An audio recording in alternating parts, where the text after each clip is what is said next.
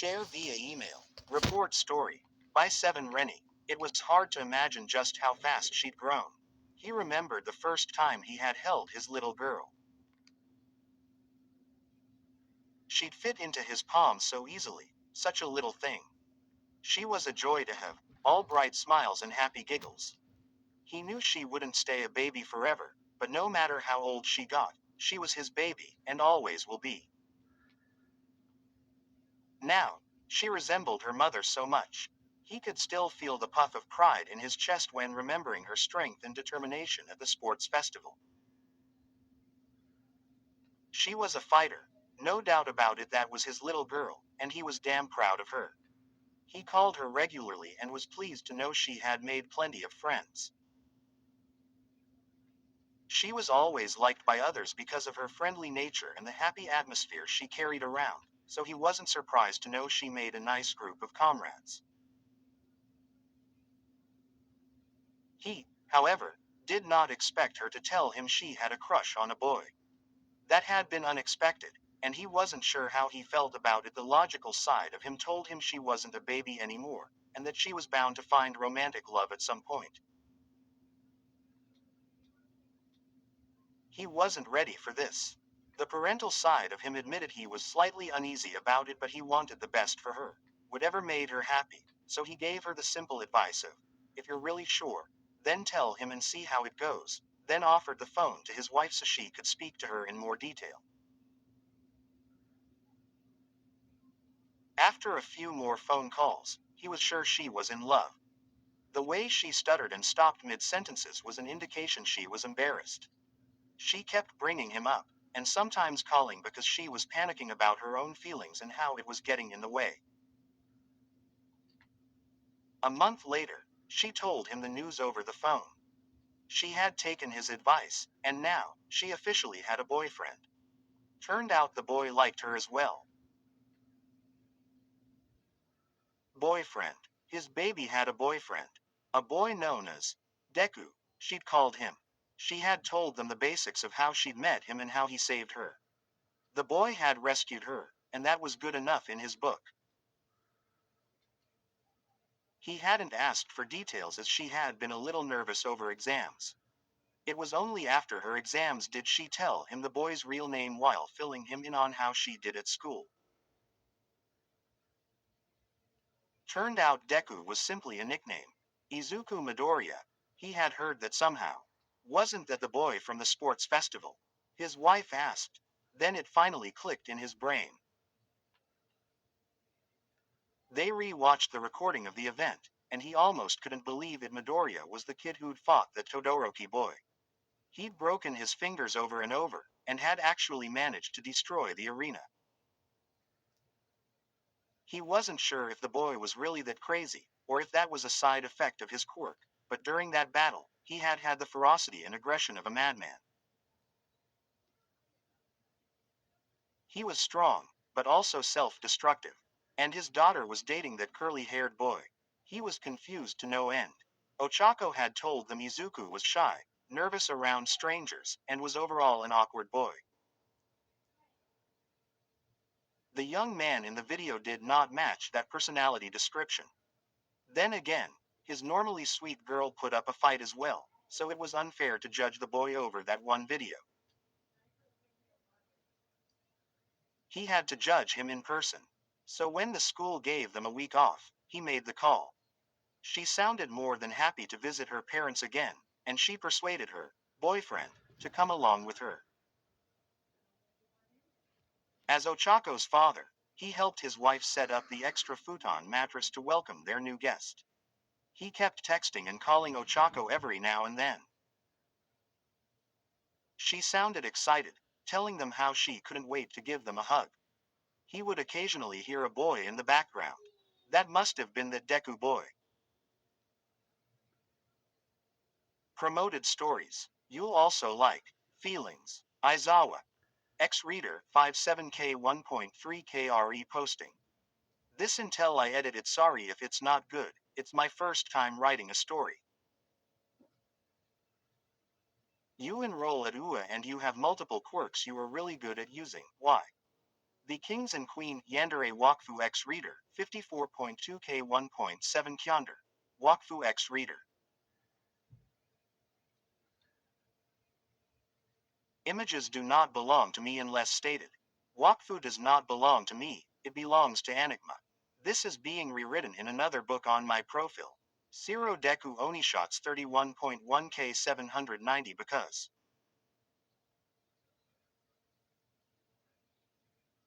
of circumstances, this book won't be continued unfortunately. Feel free to check out my other stuff. Thank you for understanding. Hurt cuz I love you to death izuocha. Ha. 8.6K 141 Class 1A is now Class 2A and is working to be better heroes due to events that had happened before. Deku has gotten strong feelings toward Uraraka during the summer as her prince from the underworld, half demon is. 0.25.4K 450 It's basically the same story as my Succubus Momo X Deku story. I know, real original but hey, now you guys get a Deku from the other side of the tracks. After all. Fluke 11.3K 802. Will edit once I'm free. N. This is a work of fiction, and any similarity with other works is purely coincidental. Excuse grammatical errors and misspellings, Eng. I am, sequel of, UR check mark 69.4K 1.8K This book is the sequel of, UR so better read that first before going here Tears of Joy Thank you to that one reader that suggested this title. I can't see you sad face but thank you.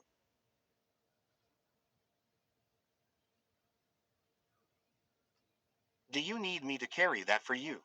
No, it's okay. I got it. She addressed him, leaning away from the phone. Ah, a handyman. Good. Very good. He'd give him points for that. He had to admit, the boy sounded very gentle and helpful over the phone. It was very much different from that angry young man in the video. It must have been the adrenaline and the will to win, then. That him? He asked happily. He made sure enthusiasm slipped into his voice. Yeah, she said, I can't wait for you guys to meet him. Just try not to scare him. Daddy, he's really nervous. She informed him shyly. Her Izuku had always been awkward, and even more so when she asked if he could visit her parents. She knew her dad was a large, bulky man, which would make Deku even more fidgety.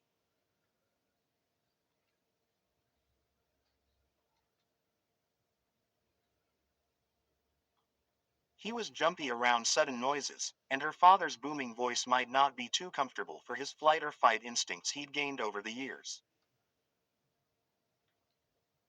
Her father chuckled. Don't worry about that. We'll pick you kids up at the train station. All right, I'll call when we get there.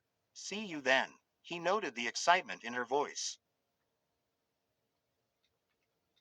She was truly happy to visit, and over the moon about bringing her boyfriend along. He felt at ease, now she sounded so happy about all of this. Whether he liked the boy or not, as long as he made Ochako happy, then he would have no choice but to welcome him in. Oh, how sweet, his wife cooed, placing a palm to her cheek in delight. She turned her phone to show him the picture their daughter had sent. Ochako and the green-haired boy were pressed together, his arm around her waist, and they were both cheek to cheek in order to fit into the shot. The background was of an amusement park. It looked like they had taken the picture in a Ferris wheel. Ochako's hand was stretched out, indicating she was the one to take the picture with her phone.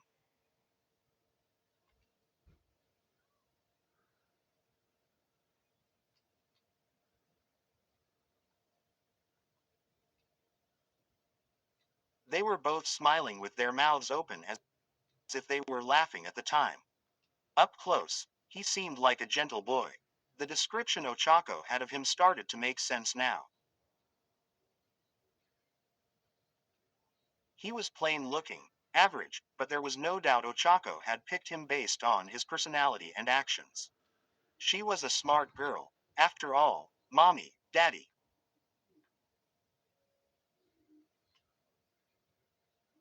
Ochako had basically abandoned her bag to run over to them with her arms wide open. She managed to catch them both into one hug. I'm so glad you guys made it. Her dad chuckled and ruffled her hair. Missed you, too, kiddo. To think this young lady used to be that little bundle he'd carry around on his shoulders. Izuku had grabbed her bag and stopped to watch the exchange with a gentle smile. When the broad-shouldered man turned to him and barked, "You, too. Come over here, boy." He couldn't help but flinch at how absolutely loud he was. Izuku jogged over and politely bowed, introducing himself personally. His voice cracked embarrassingly as it gave away how nervous he actually was. The big man patted him on the shoulder. Calm down. I don't bite, he said, chuckling lightly. He suddenly leaned over and grabbed the two bags from Izuku. Hope you kids had a safe trip. You two must be tired out, huh? Come on, now. Their home was plain and simple, small, but just enough keep a small family comfortable. Izuku didn't mind at all. Thanks for inviting me over, he said, looking around the unfamiliar home.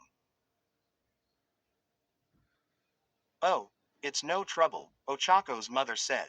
It's nice to finally see you in person. Ochako talks about you a lot over the phone. Ochako heard that and her pink cheeks turned slightly brighter. Izuku laughed shyly. Glad to meet you, too. Her daughter had picked a cutie. He was average looking, but his interactions and voice and overall demeanor was adorable. When her daughter took him by the hand and dragged him to the room he'd be staying in, it was clear he was more comfortable with her. The tension in his shoulders had slackened and he was more talkative with Ochako. Her daughter had mentioned he was more timid and shy around strangers. However, she had also mentioned how many times he had run into danger to save his friends and the multiple times he ended up with broken bones because of his sudden spikes of bravery.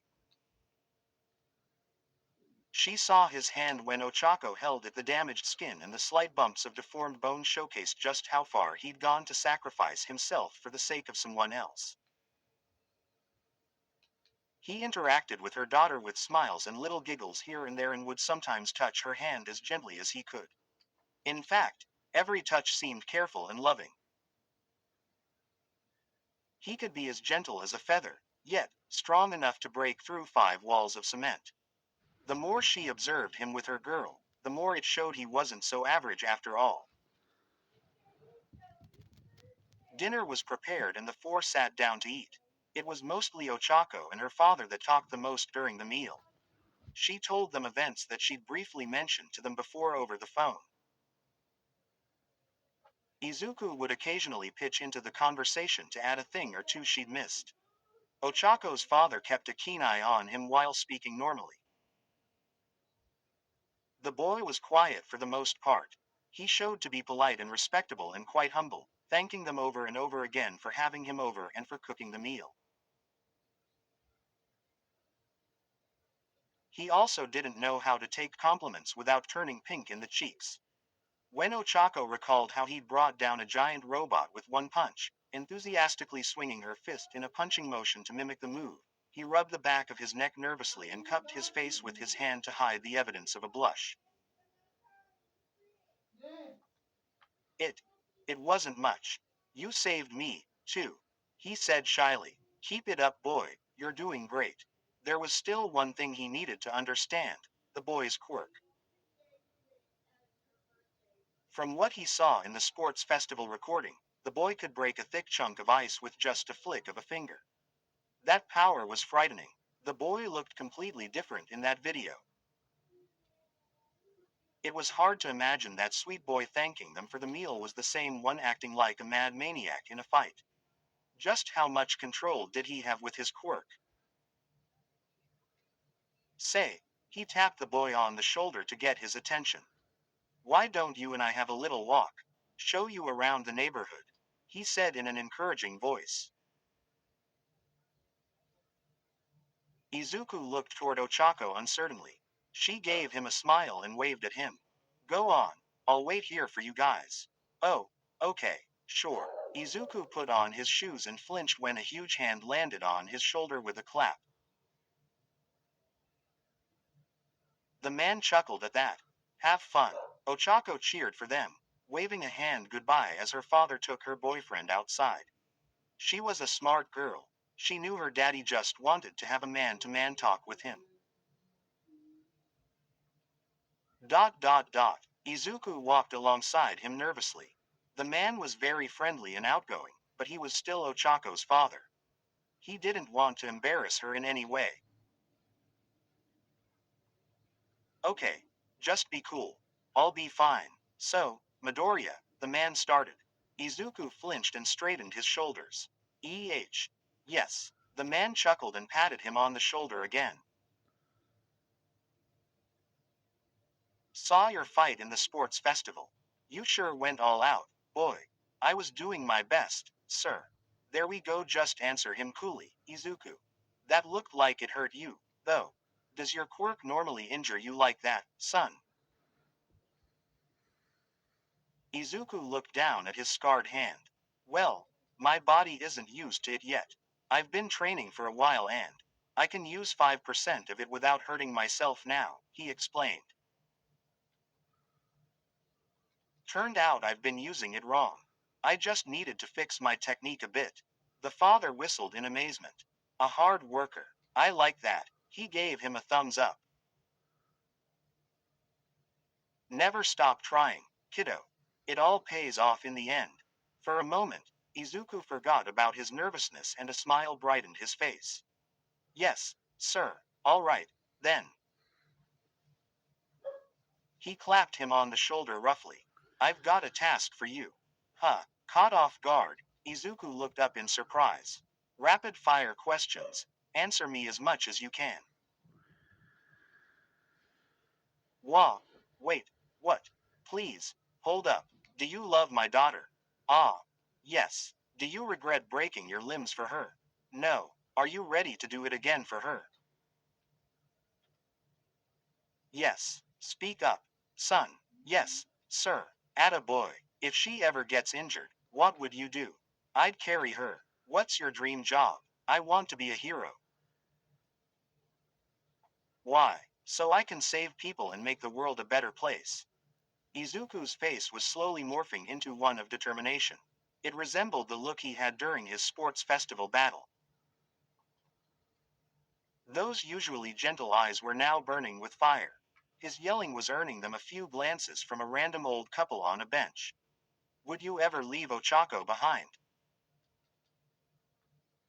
Never. Will you continue to love her? Always. What would you do if she got kidnapped? Everything I could to rescue her. How could you if both of your arms were broken?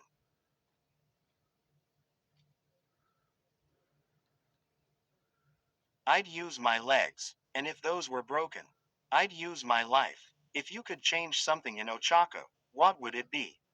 Nothing. She's perfect as she is, sir. What's the best thing you like about her? All of her. The father could feel his own excitement building up. The boy's energy was contiguous. He let out a bark of laughter. The boy was flipping through his questions like a professional, passing each one with flying colors.